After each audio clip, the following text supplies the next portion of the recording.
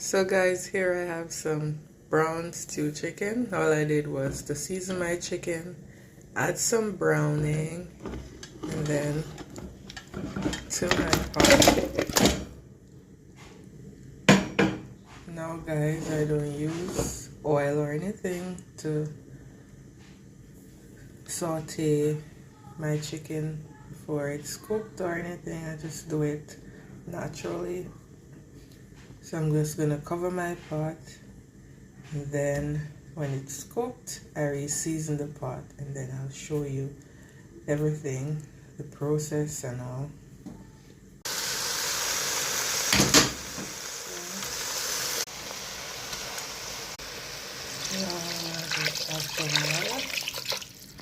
So now that I added the water, I'm just gonna cover the pot and allow it to simmer down.